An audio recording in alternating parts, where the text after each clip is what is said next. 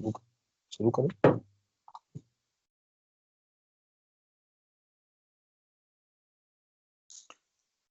Good afternoon. I am Vijay Singh Yadav, safety officer BLW। आज जो है हमें आप लोगों को डिजास्टर मैनेजमेंट के बारे में बताना है, और डिजास्टर मैनेजमेंट जानने से पहले थोड़ा सेफ्टी के बारे में भी जानकारी होना जरूरी है। और सेफ्टी को बताने से पहले हैजार्ड के बारे में जो है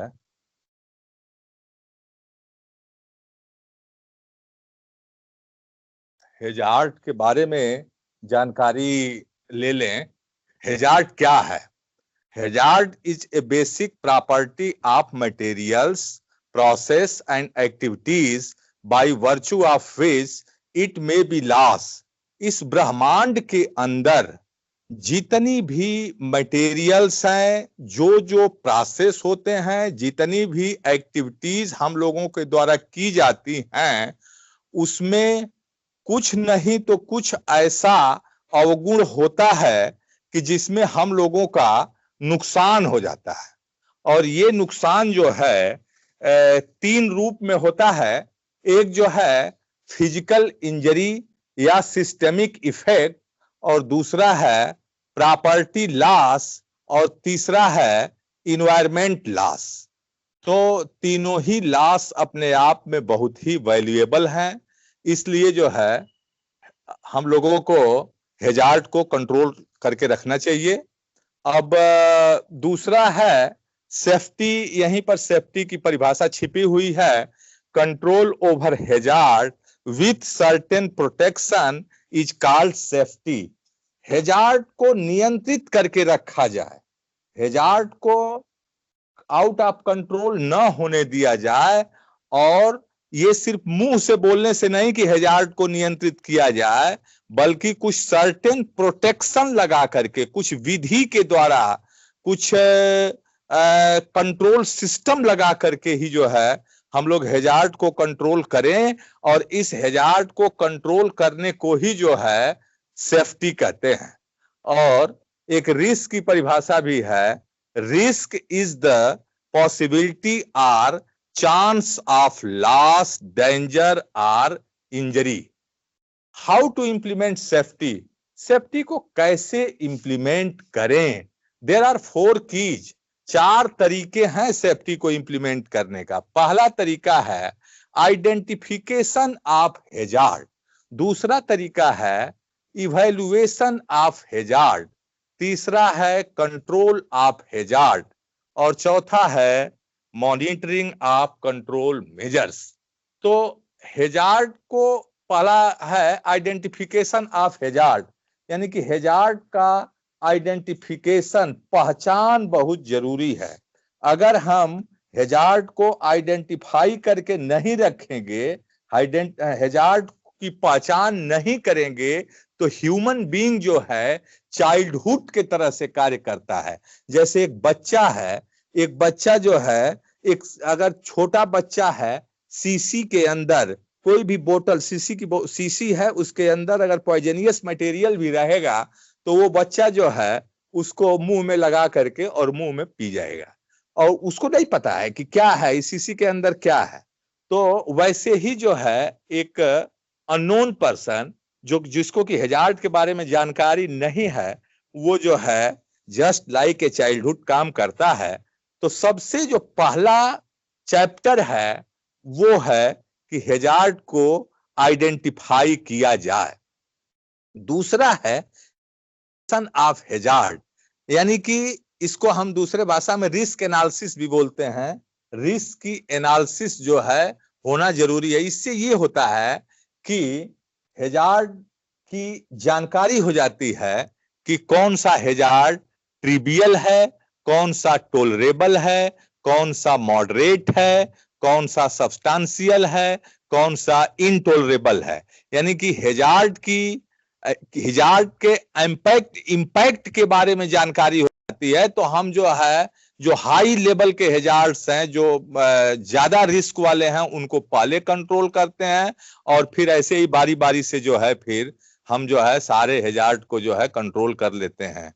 और कंट्रोल ऑफ हैजार्ड को नियंत्रित भी करना है। आगे बताया जाएगा कि कैसे हैजार्ड को नियंत्रित करना है। आइडेंटिफिकेशन ऑफ हैजार्ड में कुछ चेकलिस्ट टाइप का भी होता है। जैसे फिजिकल हैजार्ड में आता है नॉइस का हैजार्ड है, हीट का हैजार्ड है, कोल्ड का हैजार्ड है। वैसे ही केमिकल हैजार्ड्स है। केमिकल्स जो है वो डिफरेंट टाइप्स में जो है हैजार्डस होते हैं। जैसे कुछ गैस फॉर्म में निकलता है, कुछ फ्यूम्स निकलती है, कुछ वेपर निकलता है, कुछ मिस्ट निकलता है, कुछ स्मोक निकलता है। और ये हम लोग इसको जो है इनहेल करते हैं। इनहेल करने के बाद जो है हम लोगों को डिफरेंट टाइप की डिसीजेज हो जाती हैं। इसके जो है 0.2 से लेकर के 5 माइक्रोन के जो पार्टिकल्स हैं, वो पार्टिकल्स जो है लंग्स में जा करके स्टेबल हो जाते हैं और स्टेबल होने के बाद जो है अपना जो है कुप्रभाव जो है छोड़ते हैं डिफरेंट टाइप से। तीसरा है मैकेनिकल हैजार्ड। जितना भी मशीन से संबंधित जॉब रिलेटेड जितने भी काम, जितने भी हैजार्ड हैं, उनको हम लोग कैटेगराइज करते हैं मैकेनिकल हैजार्ड्स में। बायोलॉजिकल हैजार्ड्स जैसे वायरस है, फंगाई है, बैक्टीरिया है, या आज के समय में जो कोविड-19 है, ये सारा बायोलॉजिकल हैजार्ड्स है। इससे भी सचेत होकर के रहना है। साइको सोशल हैजार्ड्स जैसे frustration due to social activities, family problems है, वर्क कल्चर्स प्रॉब्लम्स है। यानी कि किसी आदमी को जो है, अगर हमारे मतलब सुपरवाइजर के अंडर में है, कोई आदमी काम कर रहा है, तो उसको जो है मतलब सबसे अलग ढंग से उसको कहीं भी कोई प्रॉब्लम नहीं होना चाहिए। उसको मतलब किसी भी तरह का, चाहे वो फैमिली प्रॉब्लम्स हो, चाहे वो उसको कोई स्कूल की बच्चे के स्कूल की प्रॉब्लम है उसके, या हॉस्पिटल की कोई प्रॉब्लम हो, उसमें सहयोग करना चाहिए उसको। ये ना किसी भी प्रकार से वो फ्रस्ट्रेशन में न जाए, नहीं तो फिर वो जो है फिजिकली और मेंटली जो है कार्यस्थल से उसका कोलिब्रेशन जो है बिगड़ जाएगा। फिजिकली काम करेगा और मेंटली जो है कहीं और सोचने लगेगा, कुछ और सोचने लगेगा, और ऐसी स्थिति में जो है वो एक्सीडेंट होने की संभावना रहती है। ऐसा सर्वे है कि कल कारखानों में जो है साइको सोशल हैजार्ड से जो है 15% तक जो है एक्सीडेंट हो जाया करते हैं। तो इसमें सुपरवाइजर की बड़ी महत्वपूर्ण भूमिका है। सुपरवाइजर को लगभग जो है सभी स्टाफ को, अपने अधीन सभी स्टाफ को लगभग कोशिश करके जो है बराबर की तरह से ही जो है सबको वो देना चाहिए है। और तीसरा और अगला है इलेक्ट्रिकल हैजार्ड्स है। फिर ऐसे ही कुछ रॉ मटेरियल में अपने आप में कुछ हैजार्ड होते हैं, मतलब हैजार्डस मटेरियल होते हैं। जैसे कि कुछ मटेरियल इनफ्लेमेबल होता है, कुछ मटेरियल एक्सप्लोसिव होता है, कुछ मटेरियल अंडर प्रेशर होता है। यानी कि जैसे सिलेंडर्स है, सिलेंडर के अंदर जो है वो गैसेस भरी रहती हैं। तो एक तो गैसेस किस टाइप की गैस है वो अपने आप में हैजार्डस है, और दूसरा जो है सिलेंडर में अंडर प्रेशर है तो कभी है बस्टिंग होने के चांस रहते हैं। तो अंडर प्रेशर में ये भी एक हैजार्ड है। टॉक्सिक जहरीला पदार्थ भी हो सकता है, कोरोसिव हो सकता है, ऑक्सीडाइजिंग हो सकता है, रेडियो एक्टिव हो सकता है। दूसरा जो है, अभी तक तो हम लोग आइडेंटिफिकेशन ऑफ हैजार्ड देखे, अब दूसरा है इवेल्युएशन ऑफ हैजार्ड। इसको हम रिस्क एनालिसिस कहते हैं। रिस्क इक्वल टू होता है सीवियरिटी इनटू प्रोबेबिलिटी, यानी सीवियरिटी और प्रोबेबिलिटी का जो है मल्टीपल प्रोडक्ट है रिस्क। तो हम जो है रैंकिंग करते हैं, सीवियरिटी की रैंकिंग करते हैं कि कम सीवियर है, थोड़ा ज्यादा सीवियर है, बहुत ज्यादा सीवियर है। वैसे ही प्रोबेबिलिटी की रैंकिंग करते हैं कि एक्सीडेंट होने की संभावना कितनी है, कम संभावना है, उससे ज्यादा संभावना है, बहुत ज्यादा संभावना है। तो ये सीवियरिटी और प्रोबेबिलिटी के मल्टीपल प्रोडक्ट को ही हम रिस्क कहते हैं। और सीवियरिटी और प्रोबेबिलिटी का जो है रैंकिंग करने के बाद फिर रिस्क की भी रैंकिंग करते हैं, जिसमें रिस्क की रैंकिंग कम होती है वो ट्रिवियल होता है, और वैसे ही जो है trivial, tolerable, substantial, moderate and intolerable, इस तरह से रिस्क को कैटेगराइज कर लेते हैं। और ये बेसिकली इसका मेन पर्पज यही होता है कि सबसे पहले इनटॉलरेबल रिस्क को जो है हम लोग नियंत्रित करते हैं, कंट्रोल करते हैं, फिर मॉडरेट को कंट्रोल करते हैं, फिर सब्सटेंशियल को कंट्रोल करते हैं, फिर टॉलरेबल को कंट्रोल करते हैं, लास्ट में ट्रिवियल को कंट्रोल करते हैं।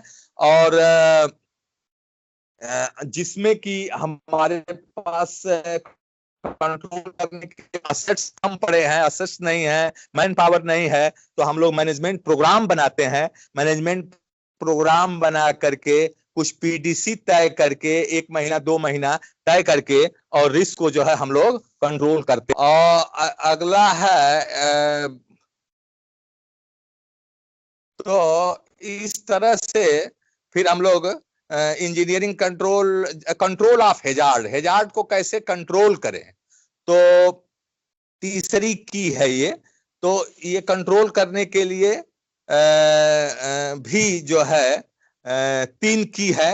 एक इंजीनियरिंग कंट्रोल है, एक एडमिनिस्ट्रेटिव कंट्रोल है, और तीसरा जो है पीपीईज का प्रयोग करके, संरक्षा का उपकरण, पर्सनल प्रोटेक्टिव इक्विपमेंट्स का प्रयोग करके जो है हम लोग जो है हैजार्ड को कंट्रोल करते हैं।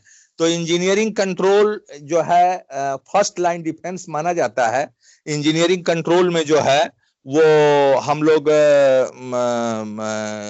टेक्नोलॉजी लगाते हैं और इंजीनियरिंग सिस्टम लगाते हैं। जैसे हम एग्जांपल दें तो और क्लियर हो जाएगा। जैसे मान लीजिए आदमी हाइट पर काम कर रहा है और वहां पर गिरने के चांसेस हैं, तो हाइट पर जो है वो जहां काम कर रहा है उसके चारों तरफ बारगेटिंग कर देते हैं, फेंसिंग कर देते हैं। जैसे कोई मशीन है, मशीन का इलेक्ट्रिकल वायर्स का या इलेक्ट्रिकल पैनल्स में इंसुलेशन जो है वीक हो गया है, शॉक लगने के चांसेस हैं। तो सबसे बढ़िया जो इंजीनियरिंग कंट्रोल है वो पहले से ही हम लगा कर रखते हैं, वो है अर्थिंग करना। अगर मशीन प्रॉपर अर्थ है, प्रोटेक्टिव डिवाइसेस पीछे लगी हुई हैं, या तो ओवरलोड रिले है, हमारा जो है फ्यूजेज लगे हुए हैं, और सर्किट ब्रेकर्स लगे हुए हैं, तमाम प्रोटेक्टिव डिवाइसेस लगी हुई हैं, तो जैसे ही हमारा इंसुलेशन अर्थ होता है तो पीछे से प्रोटेक्टिव डिवाइस जो है वो ट्रिप कर जाती है और पूरी सर्किट बंद हो जाती है और सिस्टम जो है वो आइसोलेट हो जाता है। अगर हम अर्थ नहीं करेंगे मशीन को तो क्या होगा, लीकेज होगा। अगर वायर्स का इंसुलेशन वीक होने की वजह से लीकेजेज अगर होते हैं तो पूरा मशीन के बॉडी में जो है वो वोल्टेज मतलब करंट जो है पूरा सर्कुलेट होगा, और कोई भी आदमी उसको टच करता है तो वो उसको जो है शॉक लगने के चांसेस हैं। तो इसका शॉक से बचने के लिए सबसे बढ़िया इंजीनियरिंग कंट्रोल क्या है, मशीन को, मेटल पार्ट्स को प्रॉपर अर्थ करना। और तो ये एग्जांपल से काफी क्लियर हुआ होगा। और इसके बाद दूसरा जो की है, दूसरा जो तरीका है वो है एडमिनिस्ट्रेटिव कंट्रोल। एडमिनिस्ट्रेटिव कंट्रोल में जैसे परसुएशन एंड अपील करते हैं हम। सेफ्टी में जो है परसुएशन एंड अपील को बड़ा ऊंचा दर्जा दिया गया है। किसी भी स्टाफ को, किसी भी वर्कमैन को डिसिप्लिनरी एक्शन लेने से ज्यादा कारगर है परसुएशन एंड अपील करना। डेली उसको टोका टोकी करना, डेली उससे कहना कि भैया तुम ये काम गलत कर रहे हो, इस काम को सेफ्टी से करो, अपना पीपीई को जरूर पहनो। अगर वो पीपीई एक दिन नहीं पहनता है, उससे पूछिए आज पीपीई आपने क्यों नहीं पहना, कल नहीं पहन कर आएंगे तो आपको जो है हम अब्सेंट कर देंगे। जैसे भी है उसको आप जो है बीच बीच में टोका टोकी करते रहेंगे, परसुएशन एंड अपील करते रहेंगे, तो ये जो है ज्यादा कारगर होता है। अगला है ट्रेनिंग अवेयरनेस, लोगों को जागरूक करना, लोगों को अवेयर करना, प्रशिक्षित करना। अगला है सेफ्टी पोस्टर्स एंड पंपलेट, कार्यस्थल पर जो है सेफ्टी पोस्टर्स सारे जो है डिस्प्ले किए जाएं, पंपलेट्स लगाए जाएं ताकि लोग बाग पढ़ें, लोग बाग अवेयर हो जाएं। प्रिकॉशनरी इंस्ट्रक्शन जो है वर्किंग प्लेस पर लगाए जाएं, WIs वर्क इंस्ट्रक्शंस लगाए जाएं, सेफ ऑपरेटिंग प्रोसीजर्स जो है डिस्प्ले किए जाएं, on site of site emergency plan से लोगों को अवगत कराया जाए कि अमुक जगह पर बीएलडब्ल्यू में क्या ऑन साइट इमरजेंसी प्लान है, क्या ऑफ साइट इमरजेंसी प्लान है, कैसे कोई भी इमरजेंसीज होती है तो हम साइट प्लान से उसको कंट्रोल करेंगे। ऑन साइट प्लान अगर हमारा कम पड़ जाता है तो हम कैसे of site emergency plan, district control room से मदद लेंगे, ये सारी चीजें लोगों को अवेयर करना बहुत जरूरी है। इमरजेंसी मैनुअल जो है लोगों को बताना, समझाना, उसके बारे में फेमिलियर करना लोगों को जरूरत है। डीएम प्लान बनाना और डीएम प्लान से लोगों को फेमिलियर करना, लोगों को जागरूक करना, ये भी जरूरी है। और अंतिम जो तीसरी की है वो है पीपीईज का इस्तेमाल करना, पीपीईज प्रोवाइड करना लोगों के लिए, और लोगों के द्वारा पीपीईज जो है कार्य के अनुसार कौन सा पीपीईज जरूरी है उसके अकॉर्डिंगली पीपीईज का यूज करना, ये भी जो है बहुत जरूरी है। ये सब एडमिनिस्ट्रेटिव कंट्रोल में आता है। और फिर मॉनिटरिंग ऑफ कंट्रोल मेजर्स, जो भी कंट्रोल मेजर्स लगाए गए हैं, जो भी कंट्रोल मेजर्स जो है वो प्रोवाइड किए हैं, वो कंट्रोल मेजर्स जो है उनकी मॉनिटरिंग बीच बीच में होती रहनी चाहिए। अन्यथा के केस में अगर हम मॉनिटरिंग नहीं करेंगे तो वो जो भी हम लोग जो है कंट्रोल मेजर्स दिए गए हैं वो कंट्रोल मेजर्स जो है आउट ऑफ लाइन हो सकते हैं और फिर जो है उसका कोई मतलब नहीं रह जाएगा। उदाहरण दें, जैसे मान लीजिए कोई मोटर अर्थ की गई है और किसी कारण से मोटर को बदलना जरूरी है, एक मोटर हटा करके उसके स्थान पर दूसरी मोटर लगाई गई है। मोटर को, पहली वाली मोटर को प्रॉपर अर्थ किया गया है, अर्थ स्ट्रिप से अर्थ किया गया है, अर्थ वायर से अर्थ किया गया है। दूसरा मोटर ले जा करके लगा रहे हैं तो वर्कमैन के द्वारा हो सकता है कि दूसरी मोटर लगाई गई और अर्थिंग लगाना जो है वो आदमी भूल गया, दूसरी मोटर में अर्थ का वायर से अर्थ की स्ट्रिप जोड़ना भूल गया, तो क्या होगा, मोटर जो है विदाउट अर्थ रहेगी और कभी भी आदमी को जो है शॉक लगने के चांसेस रहेंगे।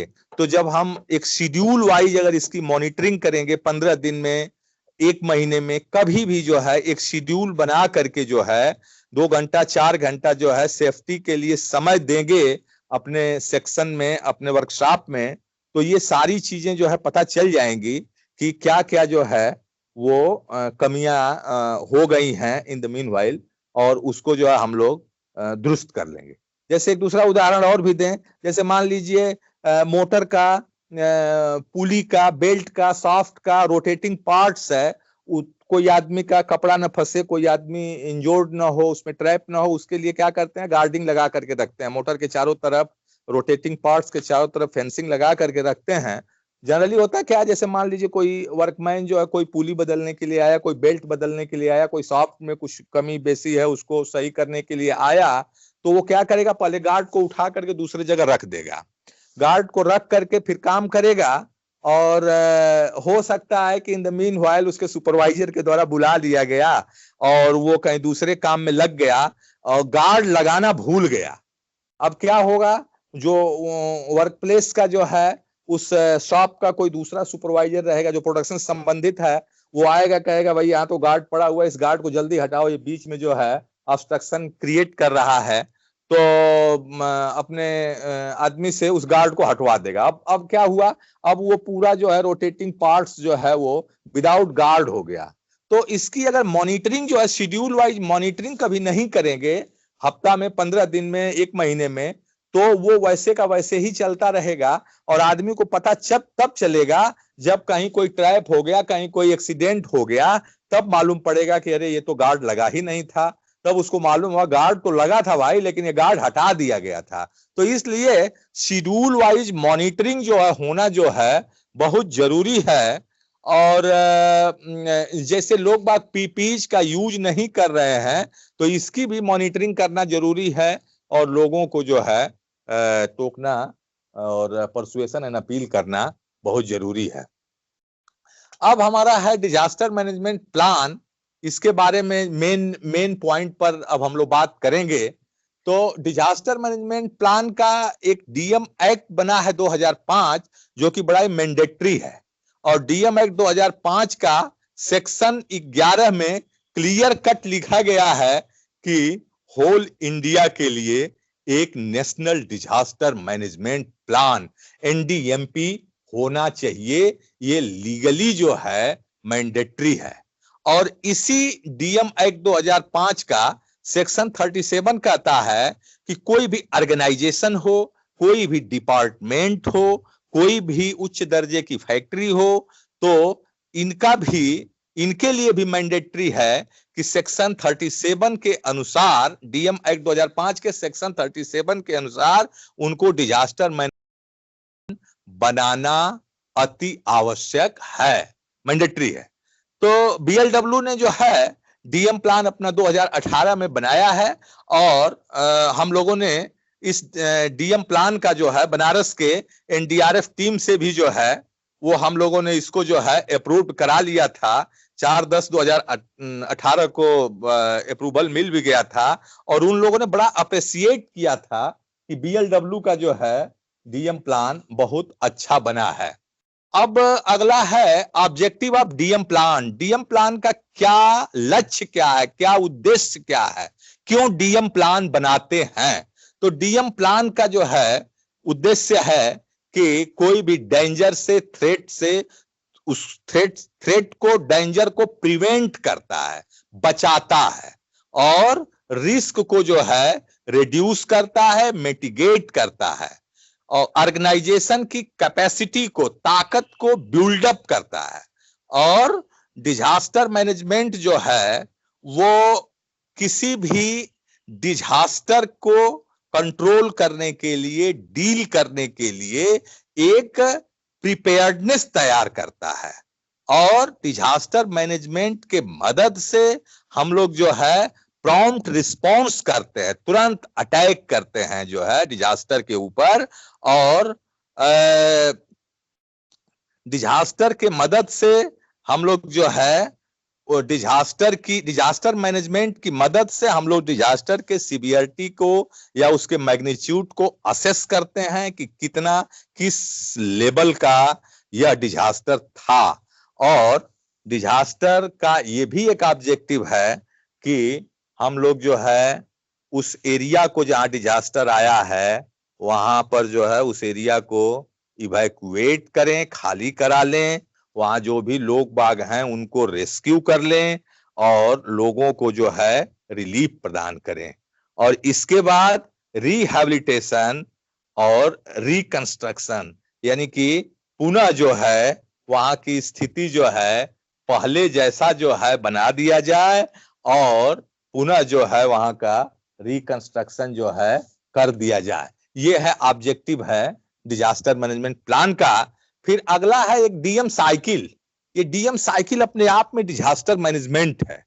DM साइकिल में जो है ये देखिए क्लियर लिखा हुआ, पहले है डिजास्टर इंपैक्ट, यानी कोई भी डिजास्टर हुआ, डिजास्टर होने के बाद हमको क्या करना है, पहला काम क्या करना है, रिस्पॉन्स देना है, यानी कि उसको नियंत्रित करने के लिए हम लोगों को तुरंत अटैक करना है। तो कैसे अटैक करेंगे? सबसे पहले तो डिजास्टर होगा, डिजास्टर होने के बाद जो है उसका पता चलेगा, आइडेंटिफिकेशन होगा, डिटेक्शन होगा और इसके बाद जो है फिर कम्युनिकेशन होगा। जो भी टीम है, जो भी वॉलंटियर्स हैं, जो भी रिस्पॉन्सिबल ऑफिसर्स हैं, पर्सन्स हैं, उनको जो है प्रॉपर वे में कम्युनिकेट किया जाए।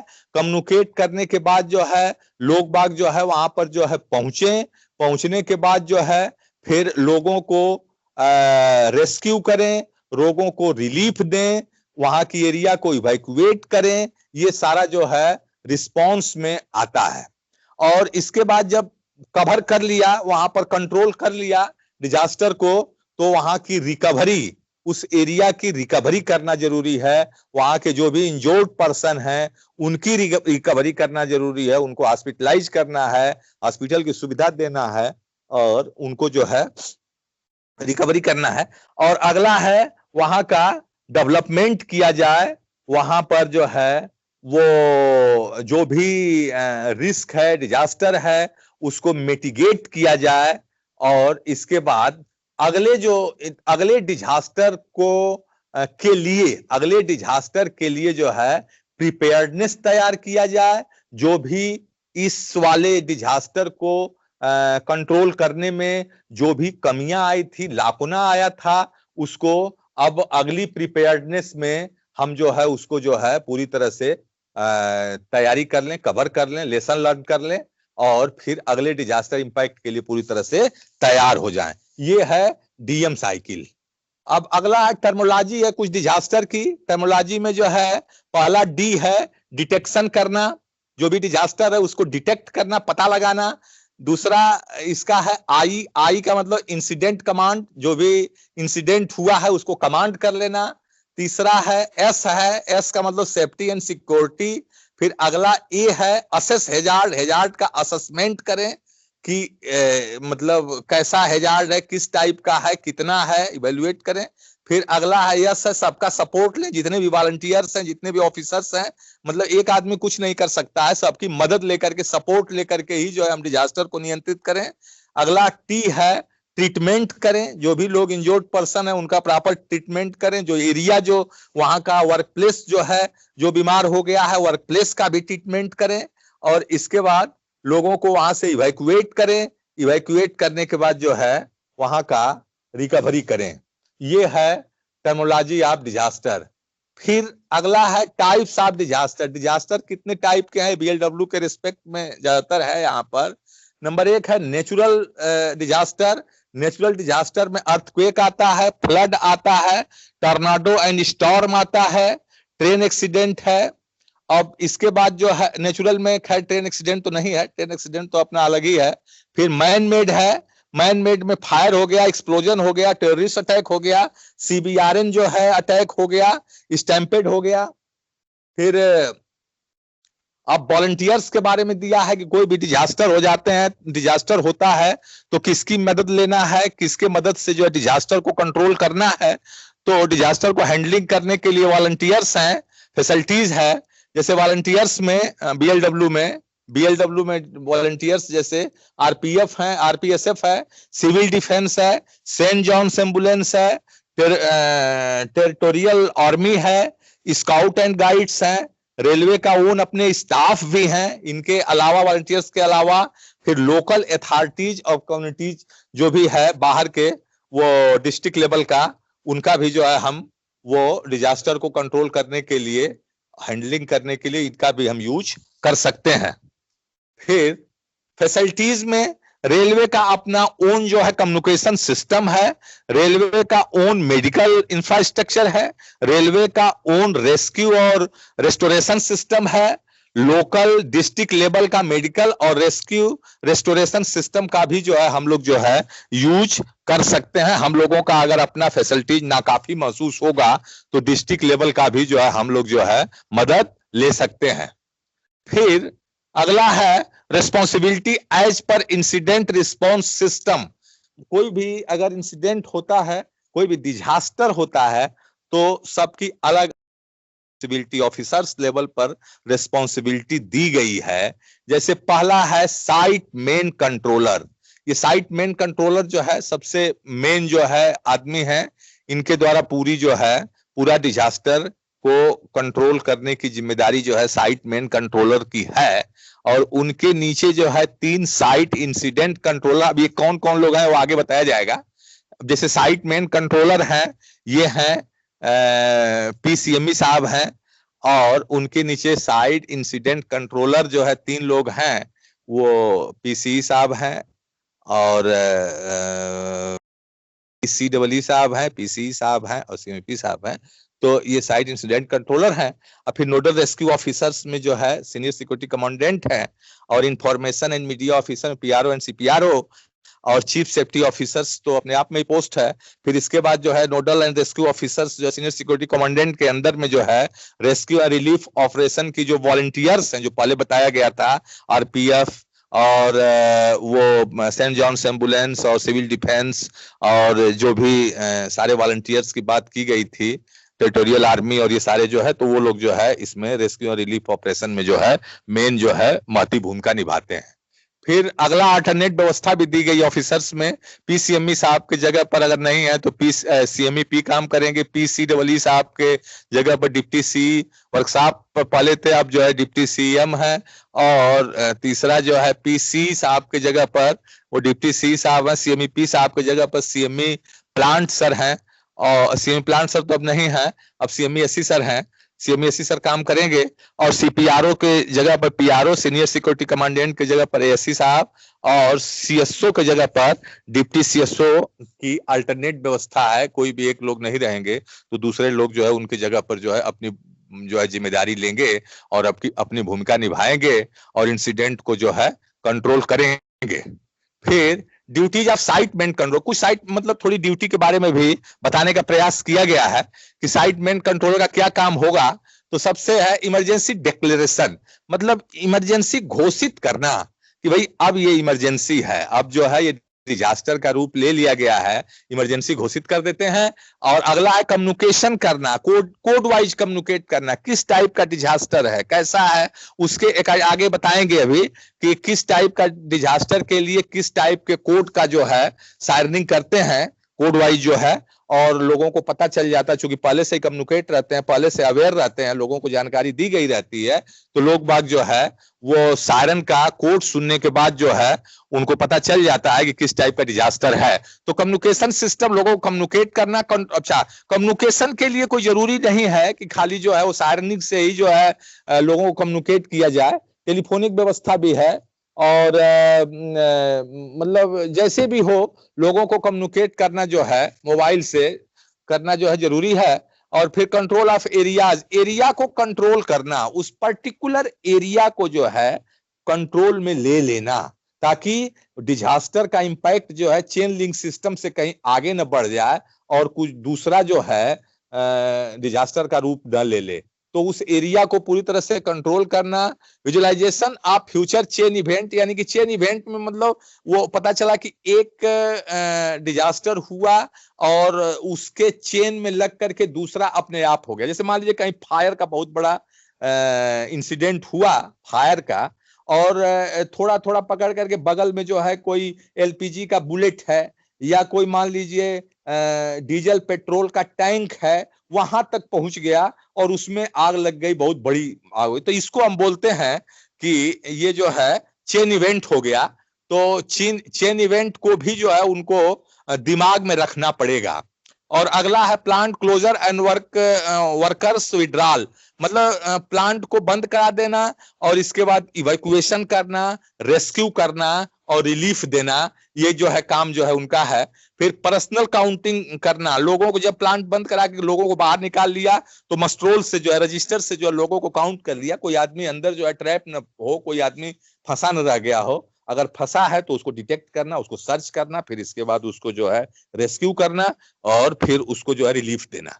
तो फिर इंजर्ड पर्सन को ट्रीटमेंट करना। और कई बार ऐसा होता है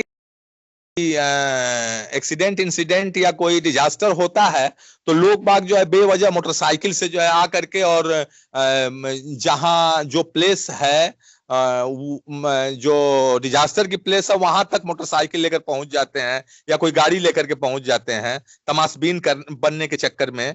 तो हम लोगों को उनका ड्यूटी है कि व्हीकल्स को जो है वो पहले ही रोकवा दें, कोई आदमी लगा दें, कोई एजेंसी लगा दे, भैया कोई व्हीकल्स को इस एरिया में आने मत देना। अच्छा, इसके बाद इवेंट लॉगिंग विथ सीक्वेंस, जो भी सीक्वेंसेस है वो सीक्वेंसेस जो है वो सीक्वेंस वाइज जो है इवेंट को जो है कंट्रोल करना है, यानी कि कोशिश करना है कि जो बड़े से बड़े हैं उनको पहले कर लेना है, छोटे को बाद में करना है, लॉसेस को मिनिमाइज करना है, लॉसेस को जो है मिटिगेट करना है, ये ध्यान रखना है। Information to government department and new agencies, जो भी है इंफॉर्मेशन का काम उनका है। आफ्टर इवेंट रिहेबिलिटेशन एक्टिविटीज में सुपरविजन, जैसे कोई रिहेबिलिटेशन या रिकंस्ट्रक्शन हो रहा है कंट्रोल करने के बाद जो भी क्षति हुई है उसका रिहेबिलिटेशन या रिकंस्ट्रक्शन हो रहा है तो उसमें जो है सुपरविजन जो है उनका काम होगा, वो अपने सुपरविजन में लेकर के वहां का रिहेबिलिटेशन एंड रिकंस्ट्रक्शन जो है करवाएंगे। फिर अगला है duties of site incident controller. Site incident controller site main controller के अधीन काम करते हैं डिजास्टर के केसेस में। तो साइट इंसिडेंट कंट्रोलर का कार्य है एक्टिवेशन ऑफ इमरजेंसी प्लान, जो भी इमरजेंसी प्लान बना है, चाहे वो ऑन साइट इमरजेंसी प्लान हो, चाहे ऑफ साइट इमरजेंसी प्लान हो, चाहे लेआउट हो, चाहे जो भी है, इमरजेंसी मैनुअल हो, डिजास्टर मैनेजमेंट प्लान हो, जो भी प्लान बना है उसको एक्टिवेशन करना, और इसके बाद इमरजेंसी को कंट्रोल करना, नियंत्रित करवाना, और लॉसेस को मिटिगेट करना, मिनिमाइज करना, और guidance to rescue and fire control team, जो भी फायर कंट्रोल टीम है, जो भी रेस्क्यू टीम है, जो भी वॉलंटियर्स हैं, उनको भी गाइड में रखना, गाइडेंस में रखना, उनकी मॉनिटरिंग करते रहना। कोऑर्डिनेशन ऑफ इमरजेंसी सर्विसेज, जो भी इमरजेंसी सर्विसेज हैं उनका कोऑर्डिनेशन करना। Search and treatment of affected person, send non essential people to safe site. अगर कोई मतलब गैर जिम्मेदार कोई आदमी दिख रहा जिसकी कोई जरूरत नहीं है, तमाशबीन है, तो उसको हटा करके कहीं सेफ साइट पर ले जाकर, भैया जाओ वहां पर जो है वहां खड़े हो जाओ, यहाँ पर तुम मत रहो, यहाँ पर सिर्फ वॉलंटियर्स रहेंगे, जो कंट्रोलर हैं, जो कंट्रोल करने वाले हैं, जो टीम है वही रहेगी, आप दूर चले जाओ। इस तरह से keep contact with emergency control centre. Emergency control centre जो भी बनाया गया है, इमरजेंसी कंट्रोल सेंटर के को हर समय कांटेक्ट में रखेंगे। Preserve evidence for future investigation, जो भी कुछ जो है डिजास्टर में कुछ एविडेंस को जो है संभाल करके रखना, कि ताकि फ्यूचर में इन्वेस्टिगेशन किया जाएगा कि क्यों हुआ ऐसा डिजास्टर, क्या कारण था, रूट काज का पता लगाना, और ये सारी चीजों के लिए मतलब इन्वेस्टिगेशन पर्पज के लिए जो है कुछ प्रिजर्व करके जो है एविडेंसेस को जो है रखना जरूरी है। और to act as site main controller in his absence, मतलब जो साइट मेन कंट्रोलर अगर नहीं है तो उस केस में जो है ये साइट मेन कंट्रोलर का भी जो है काम करेंगे। फिर quick response team, disaster management plan में ये बड़ी ही मतलब वैल्यूएबल जो है टीम है quick response team. Quick response team में जो है 7 लोग होते हैं, वो 3 जो है हेड कांस्टेबल होते हैं आरपीएफ के, एक जो है आरपीएफ के ड्राइवर होते हैं, और मेडिकल विभाग के एक ड्रेसर होते हैं, और एक एम्बुलेंस के ड्राइवर होते हैं, और एक सिविल डिफेंस के पर्सनल होते हैं। तो ये 7 लोगों की टीम जो है मिला करके क्विक रिस्पांस टीम बनाई जाती है, और इसके जो है वो फायर इंस्पेक्टर जो है वो टीम के लीडर होंगे, और senior security commandant will be the nodal officer. Nodal officer जो है सीनियर सिक्योरिटी कमांडेंट होंगे। और responsibilities of quick response team की क्या जिम्मेदारी होगी? First responder unit and always in contact with RPF control room. ये जो है पहले रिस्पॉन्डर होते हैं और हर समय कंट्रोल रूम से जो है आरपीएफ कंट्रोल रूम से जो है कांटेक्ट में रहेंगे। सबसे पहले साइट पर यही पहुंचेंगे, और पता लगाने के बाद, डिटेक्ट करने के बाद सबसे पहले यही पहुंचेंगे, और पहले कोशिश करेंगे कि जो भी इमरजेंसी है लोअर लेवल पर, छोटे लेवल पर, उसको कंट्रोल करने का, ये ट्रेंड पर्सन होते हैं तो ये कंट्रोल करने का प्रयास करेंगे। और अगर कंट्रोल नहीं हो पाया तो फिर ऐसी सिचुएशन में जो है वो कंट्रोल रूम को जो है सायरन रेज करने के लिए एडवाइस करेंगे एज पर रेलिवेंट सायरन कोड के अकॉर्डिंग। आगे बताएंगे सायरन कोड क्या है। सायरन कोड के अकॉर्डिंगली जो है सायरन रेज करने के लिए जो है वो कहेंगे, सायरन रेज होगा, लोग बाग कम्युनिकेट होंगे और पहुंचेंगे, और डिजास्टर को जो है नियंत्रित करने में जो है पूरा सहभागी बनेंगे। फिर आफ्टर मेन टीम अराइवल, जब अगर जैसे ही कम्युनिकेशन के बाद मेन टीम पहुंच जाती है तो क्यूआरटी टीम जो है वो दूसरा रूप बदल जाता है, उनका सर्च एंड रेस्क्यू टीम हो जाती है। यानी कि जैसे वॉलंटियर्स लोग काम करते हैं, वो वॉलंटियर्स के साथ मिल करके ये वॉलंटियर्स हो जाते हैं, ये लोग भी जो है सर्च और रेस्क्यू में जो है वो पूरा जो है सहयोग करते हैं। फिर अगला है responsibility of nodal officer of QRT. Nodal officer QRT के जो सीनियर सिक्योरिटी कमांडेंट साहब हैं, उनकी क्या जिम्मेदारी है? Arrangement training for RPF staff and authorised training centre at authorised training centre, मतलब बढ़िया एथराइज्ड ट्रेनिंग सेंटरों में जो है आरपीएफ स्टाफ के हैं, जो भी फायर के आरपीएफ के स्टाफ हैं, उनकी ट्रेनिंग करवाएं, उनको ट्रेंड कराएं। Arrangement PPE emergency rescue equipments for QRT room में जो है जो भी इमरजेंसी रेस्क्यू इक्विपमेंट है, किट है, उसकी व्यवस्था कराना और सारे पीपीईज की व्यवस्था कराना, ये जिम्मेदारी जो है वो सीनियर सिक्योरिटी कमांडेंट साहब की है। फिर convene joint check with DGM CSO to maintain effectiveness of QRT team. QRT team पूरी तरह से इफेक्टिव रहे, इसके लिए जो है बीच बीच में ज्वाइंट चेक भी होगा। डीजीएम साहब रहेंगे, सीएसओ साहब रहेंगे और खुद वो रहेंगे, वो मिल करके जो है नोडल ऑफिसर साहब जो है, और बीच बीच में चेक करते रहेंगे और जो भी है जरूरत के हिसाब से उसमें बदलाव करते रहेंगे, व्यवस्था करते रहेंगे। फिर कम्युनिकेशन प्लान, ये है सायरन कोडिंग है, ये जानना बड़ा जरूरी है कि लोगों को, वॉलंटियर्स को बुलाने के लिए, ऑफिसर्स को, रिलेटेड ऑफिसर्स को बुलाने के लिए इन केस ऑफ डिजास्टर कैसे हम लोग बाग को बुलाएंगे, सायरन कैसे रेज करेंगे, क्या कोडिंग है। तो फ्लड का, अर्थक्वेक का, टर्नाटोज स्टॉर्म का, थंडर लाइट का और एक्सप्लोजन, बीएलडब्ल्यू वर्कशॉप, अगर बीएलडब्ल्यू वर्कशॉप प्रेमिसेस में कोई एक्सप्लोजन होता है तो इन पांचों के लिए जो है सायरन कोड है 30-30 सेकेंड के ड्यूरेशन तक जो है, यानी कि 30 सेकेंड पहले ड्यूरेशन में बजेगा, फिर 10 सेकेंड के अंतर के बाद फिर 30 सेकेंड, फिर 10 सेकेंड के अंतर के बाद 30 सेकेंड, यानी कि 10-10 सेकेंड के अंतर पर 30-30 सेकेंड के लिए 5 बार बजेगा। और 5 बार बजने के बाद फिर 1 मिनट का गैप दे करके फिर जो है 5 बार जो है रिपीटिशन होगा उसका। 30-30 सेकेंड के लिए बजेगा, 10-10 सेकेंड के अंतर पर 5 बार बजेगा और 60 सेकेंड का अंतर दे करके, 1 मिनट का बीच में गैप दे करके फिर रिपीटिशन होगा उसका उसी हिसाब से। तो समझ लेना चाहिए कि या तो फ्लड का डिजास्टर है, या अर्थक्वेक का है, टर्नाटोज का है, थंडर लाइट है, एक्सप्लोजन है वर्कशॉप के अंदर, ये जो है इसकी कोडिंग है। इसके बाद अगला है फायर एंड अदर एक्सीडेंट। कुछ आग की घटना अगर होती है 30-30 सेकेंड के लिए बजेगा, 10-10 सेकेंड के अंतर पर बजेगा, 3 बार बजेगा, फिर 1 मिनट का अंतर देंगे, फिर 3 बार का रिपीटिशन होगा। तो इसमें समझ लेना चाहिए कि कोई आग का केस हुआ है।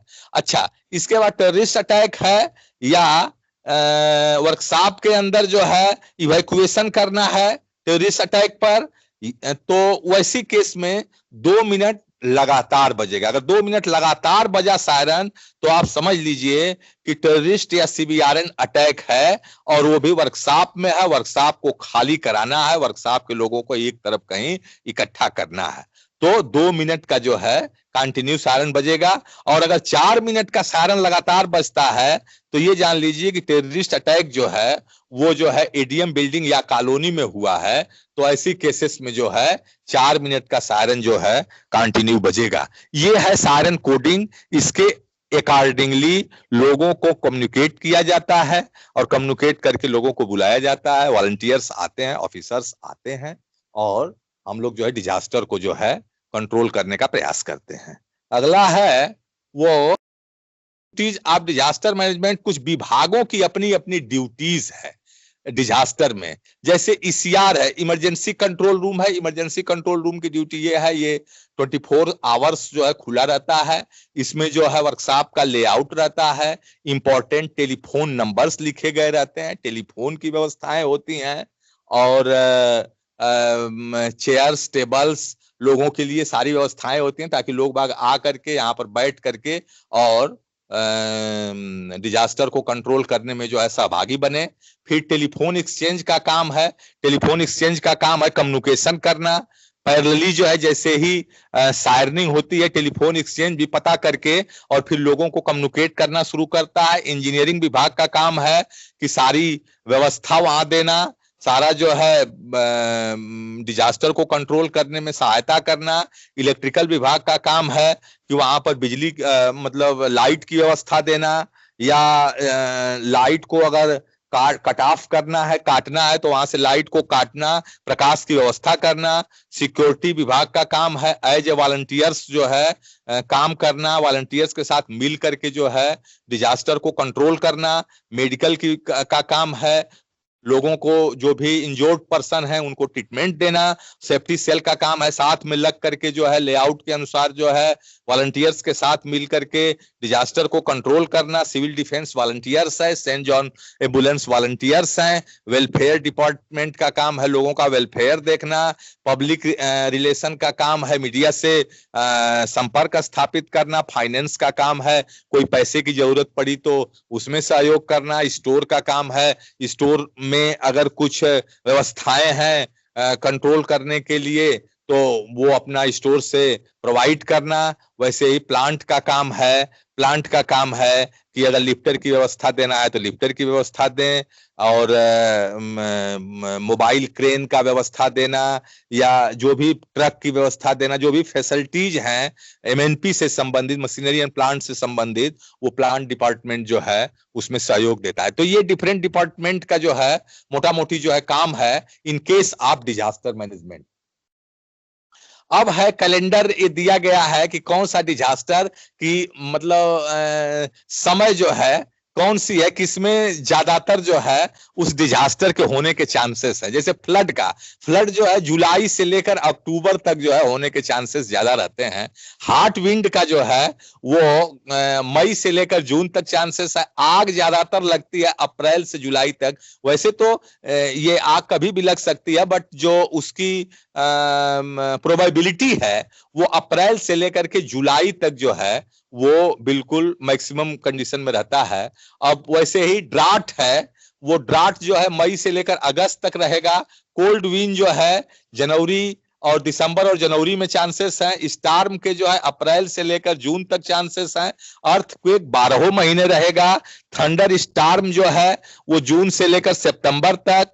और वैसे ही रोड और रेल एक्सीडेंट तो 12 महीने हो सकता है। टेररिस्ट अटैक 12 महीने हो सकता है। इंडस्ट्रियल एक्सीडेंट जो है वो भी जो है 12 महीने हो सकता है। फिर आगे डिजास्टर मैनेजमेंट में थोड़ा सा फायर के बारे में बताया गया है। फायर के डिजास्टर के बारे में, fire occurs as a result of chemical reaction that requires 3 essential element namely fuel, oxygen and heat. तीनों चीजें जहां इकट्ठा होंगी वहां पर जो है आग लगने का, केमिकल रिएक्शन के द्वारा आग लगने के चांसेस ज्यादा रहे। कंबस्टिबल मटेरियल फ्यूल, ऑक्सीजन का परसेंटेज ऐसा है कि अगर वो 16% से नीचे ऑक्सीजन होगा तो भी जो है आग नहीं लगेगी, और ऑक्सीजन की मात्रा बहुत ज्यादा हो जाएगी तो भी आग नहीं लगेगी। एक उसका परिमिसिबल लिमिट है, उसके अंदर अगर ऑक्सीजन की मात्रा है तो आग लगेगी।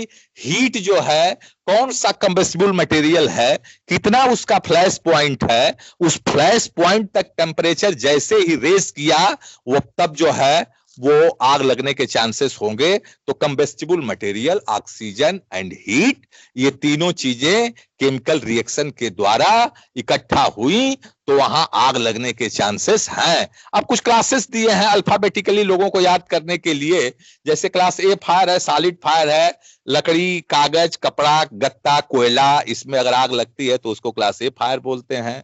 लिक्विड फायर है, जैसे पेट्रोल है, डीजल है, किरोसिन है, नेफ्ता है, कुछ लिक्विड मटेरियल है वो जो है आग पकड़ती हैं, उनको क्लास बी फायर बोलते हैं। गैसेस हैं, जैसे डिजॉल्व्ड एसिटिलीन है और लिक्विफाइड पेट्रोलियम गैस है, एलपीजी गैस है, प्रोपेन है, ब्यूटेन है, ये सारी गैसेस जो है आग पकड़ती हैं, उनको क्लास सी फायर बोलते हैं। कुछ एलिमेंट है, मेटल एलिमेंट्स हैं, जैसे सोडियम है, पोटेशियम है, मैग्नीशियम है, कैल्शियम है, ये कुछ आग पकड़ते हैं, इनको क्लास डी फायर बोलते हैं। Electric fire basically combustible material जो है ABCD टाइप का ही होगा, लेकिन अगर इलेक्ट्रिकल की सप्लाई है उसके अंदर तो उसको ABCD से अलग करके एक जो है क्लास ई फायर का नॉमिनेट किया जाता है, उसको इलेक्ट्रिकल फायर बोलते हैं। न्यूली अभी एक और फायर जो है वो पिक्चर में आया है, उसको के फायर बोल रहे हैं। के फायर किचन की फायर है, जैसे जो भी है वेजिटेबल्स आयल हुए या एनिमल्स फाइट हुए या इसमें जो है जो भी ये आग लगती है किचन के अंदर तो उसको हम के फायर बोलते हैं, बट अभी पूरी तरह से पिक्चर में नहीं आया है। लेकिन ये है क्लासिफिकेशन ऑफ फायर। और इसके बाद है disaster management of flood. Flood का जो है, बाढ़ का जो है वो डिजास्टर मैनेजमेंट के बारे में बताया गया है, डूज क्या डू करना है, क्या डोंट्स क्या नहीं करना है, क्या करना है क्या नहीं करना है। तो डूज में है, if you have to walk in standing water use a step to ensure that you don't step into deep water, open manholes or ditches. मतलब अगर कोई भी पानी है, डीप पानी है, तो एक स्टिक लेकर के, एक लकड़ी, एक डंडा लेकर के ही जो है हम पानी में प्रवेश करें और पहले डंडे से जो है उसको आइडेंटिफाई करते जाएं कि कहीं ज्यादा पानी ना हो, कहीं जो है कोई ओपन मैन होल ना हो, कोई जो है मतलब उसको इंश्योर करने के लिए एक जो है स्ट्रिक का लेना आवश्यक है। Stay away from power lines, बिजली की पावर लाइन से दूर रहें, और फ्लड में, मड में, डेब्रिस में जो है वो भरसक न जाए, क्योंकि शार्प एज से जो है पैर के इंजोर्ड होने का चांसेस ज्यादा हैं। रेडियो टेलीविजन को हर समय जो है इंफॉर्मेशन जो है रेडियो टेलीविजन की सुनते रहें, जैसे भी इंफॉर्मेशन आए उसी के अकॉर्डिंगली काम करें। और जनरली जो है ऊंचाई वाले प्लेस पर, फ्लड के केस में जनरली ऊंचाई के प्लेस पर ही जा करके स्टे करें। ऐसा नहीं कि गहराई में जा करके, अंडरग्राउंड में जा करके जो है और अपने आप को बचाएंगे, तो जैसे ही बाढ़ आएगा तो पूरा सारा पानी अंडरग्राउंड में जाएगा और उसमें ट्रैप होने के चांसेस रहेंगे। तो कोशिश करें कि हाई ग्राउंड पर ही जा करके स्टे करें, और जैसे ही कहा जाए कि भैया उस एरिया को इवैक्यूएट कर दिया जाए, खाली कर दिया जाए, तो इमीडिएट जो है एरिया को खाली कर दें। क्या न करें, don't walk through flowing water, मतलब तेज पानी में जो है चलने की कोशिश न करें। तेज पानी में चलेंगे तो बहने के चांस रहेंगे, डूबने के चांस रहेंगे। और अगर तेज पानी में अगर आप चलेंगे तो पॉसिबिलिटी ये भी है कि कोई ऑब्जेक्ट से जो है लड़ने के चांसेस रहेंगे, चोटिल होने के चांसेस रहेंगे। और वो जो भी है वो फ्लडेड एरिया में जो है स्कूटर, मोटरसाइकिल, गाड़ी चलाने का प्रयास न करें। और फ्लड एरिया में चूंकि दूषित पानी होता है और उसमें जो है फूड का, खाना पीने का जो है वो गंदे हाथ से, अगर बाई द फ्लड एरिया में हाथ पैर अगर उसमें गया है तो उस हाथ से जो है खाना नहीं खाना चाहिए। साफ सफाई मतलब हाथ धो करके ही खाना चाहिए, अन्यथा जो है कोई भी बायोलॉजिकल हैजार्ड्स होने के चांसेस रहेंगे, तमाम डायरिया और ये सब डिसीज होने के चांसेस रहेंगे। Don't remove standing water in a basement too fast, मतलब अगर बेसमेंट में पानी भर गया है, आप जो है पानी निकाल रहे हैं वहां से, तो बहुत तेजी से पानी न निकालें, अन्यथा के केस में जो है वो प्रेशर रिलीज होगा और दीवालों पर जो है ज्यादा प्रेशर पड़ेगा। और पॉसिबिलिटी है ऐसी केसेस में बहुत तेजी से अगर पानी आप निकालते हैं तो पॉसिबिलिटी है कि बिल्डिंग गिरने के चांसेस रहेंगे। तो थोड़ा थोड़ा गैप दे दे करके, 1 घंटा 2 घंटा लोग बाग निकालते हैं, फिर 1 घंटा रुक जाते हैं, फिर 2 घंटा निकालते हैं, ऐसे करके थोड़ा गैप दे दे करके पानी जो है नीचे बेसमेंट में से निकालते हैं, ताकि कोई भी जो है बिल्डिंग कोलैप्स होने के चांसेस न रहे। फिर आगे है कि मिटिगेशन ऑफ फ्लड, कैसे फ्लड को हम कम करें। तो जो भी हमारे ड्रेनेज हैं, ड्रेनेज को जो है गर्मी के टाइम में ही जो है, मतलब जब बारिश का मौसम नहीं है, फ्लड का मौसम नहीं है, उसी समय उनकी साफ सफाई कर लें। जो भी है वो जो भी कार्य करना है फ्लड से संबंधित, तो उनको पहले ही जो है हम ड्रेनेज की सफाई वफाई कर लें। और जनरेटर की व्यवस्था, पंप की व्यवस्था वो पहले से करके रखें, कि ताकि कहीं भी पानी इकट्ठा होता है तो हम पंप की मदद से जो है पानी इजिली जो है वहां से रिमूव कर सकें। फिर आगे है टोर्नाडो एंड स्टॉर्म, आंधी तूफान की बात है। तो प्रिकॉशन क्या लेना है, overhead power supply should be disconnected, power supply तो तुरंत बंद कर देना है। और बिल्डिंग के लोवेस्ट पोर्शन में जाना है, ध्यान रखें, बिल्डिंग के लोवेस्ट पोर्शन में जाएंगे तो वहां आंधी तूफान का जो है, टोर्नाडो एंड स्टॉर्म का जो है प्रभाव कम रहेगा। और रूम के हर समय सेंटर में रहना चाहिए, रूम के कॉर्नर में रहेंगे तो कुछ भी दीवार पर जो है कुछ भी अगर टंगा है, कुछ भी कोई सामान है तो गिरने के चांसेस रहेंगे और फिर वो आदमी के इंजोर्ड होने के चांसेस रहेंगे। Use arm to protect head and neck, हाथ से ही जो है नाक और मुंह को जो है और हेड को, सिर को अपना प्रोटेक्ट, कोई भी चीज अगर कुछ चपेट लगने के चांस है तो never try to outside the tornadoes, मतलब अगर अंदर हैं तो बाहर निकल, बिल्डिंग के अंदर हैं तो बिल्डिंग से बाहर निकलने के कभी भी ट्राई ना करें। कैसे मिटिगेट करें, कैसे कम करें, कैसे कंट्रोल करें? Structure of all building should be regularly checked and strength and stability. Stability, building का स्टेबिलिटी टेस्ट करवाते रहें। बिल्डिंग का स्टेबिलिटी टेस्ट जो है एथराइज्ड पर्सन से जो है, कॉम्पिटेंट पर्सन से जो है करवाते रहें। जो भी पेड़ हैं, पेड़ की ट्रिमिंग जो है रेगुलरली करते रहें। और जो स्टाफ हैं, जो वॉलंटियर्स हैं, वो सीपीआर में जो है वो सीपीआर में पूरी तरह से ट्रेंड रहें। और जो भी पीएनजी लाइन है या बिजली की लाइन है, 25 की भी लाइन है, उनको तुरंत जो है बंद कर दें। फिर आगे है अर्थक्वेक के बारे में बताया गया है। अर्थक्वेक जो है, an earthquake is the shaking of the surface of the earth resulting from the sudden release of energy in the earth's lithosphere that creates seismic waves। मतलब चट्टानों के खिसकने से जो भी एनर्जी रिलीज होती है, उससे अर्थ के अंदर की जो भी एनर्जी रिलीज होती है, तो अर्थ के ऊपर का पोर्शन में जो है वो हिलने लगता है, सैकिंग होती है, और इसको जो है हम कहते हैं अर्थक्वेक हो गया। और इसमें क्या क्या होता है? सैकिंग एंड ग्राउंड रप्चर, जमीन के धंसने के चांसेस हैं। लैंडस्लाइड, जमीन के खिसकने के चांस है। आग लगने के चांसेस हैं। सॉइल लिक्विफिकेशन, ज्वालामुखी होने के चांसेस हैं। सॉइल लिक्विड होने के चांसेस हैं। सुनामी आने के चांसेस हैं। फ्लड आने के चांसेस हैं। और आदमी के चोटिल होने के चांसेस हैं।